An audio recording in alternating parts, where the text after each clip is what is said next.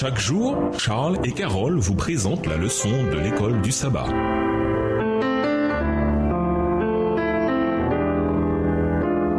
Bienvenue dans votre émission Dieu nous parle. Nous voilà la leçon de vendredi. Pour aller plus loin, nous vous invitons à lire dans le livre Le ministère de la guérison, le chapitre Guérison mentale, aux pages 207 à 221, livre écrit par Ellen G. White. Le grand conflit touche à son terme. Chaque information signalant une catastrophe sur mer ou sur terre témoigne de ce que la fin de toute chose est à la porte. Guerre et bruit de guerre l'annoncent. Est-il concevable que le cœur d'un chrétien ne se batte pas plus vite quand il réfléchit aux grands événements qui se préparent? Le Seigneur vient. Nous entendons les pas d'un Dieu qui s'approche. Texte tiré du livre Maranatha à la page 220, livre écrit par Ellen G. White. Vivez la vie de foi jour après jour. Ne soyez pas anxieux ou ébranlés par le temps de détresse. Ce serait vivre un temps de détresse avant l'heure. Ne vous dites pas « j'ai peur de ne pas rester debout au grand jour de l'épreuve ». Vous devez vivre pour le présent, pour aujourd'hui seulement. Demain ne vous appartient pas. Aujourd'hui, poursuivez la victoire sur le moi. Aujourd'hui, vivez une vie de prière. Aujourd'hui, combattez le bon combat de la foi. Aujourd'hui, croyez que Dieu vous bénit. Et tandis que vous remportez la victoire sur les ténèbres et l'incrédulité, vous remplirez les conditions du Maître et vous deviendrez une bénédiction pour ceux qui vous entourent. Extrait du livre Sign of the Times,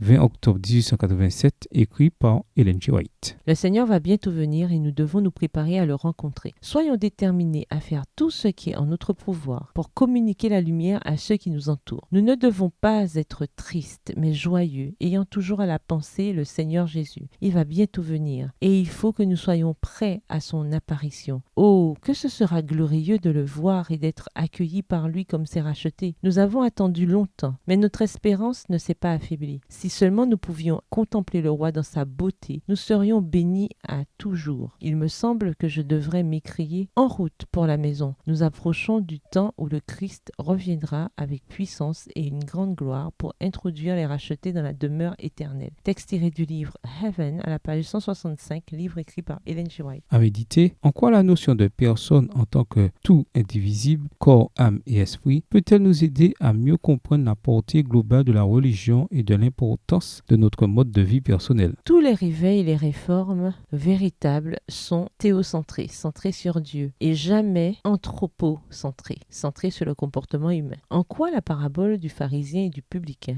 Luc 18, les versets 9 à 14, illustre-t-elle ce principe? En classe, discutez de votre réponse à la dernière question de jeudi. Comment savoir si vous êtes prêt et que vous pouvez avoir cette assurance sans être présomptueux? Au revoir. Et à demain si Dieu veut. Dieu nous parle. Chaque jour, Charles et Carole vous présentent la leçon de l'école du sabbat.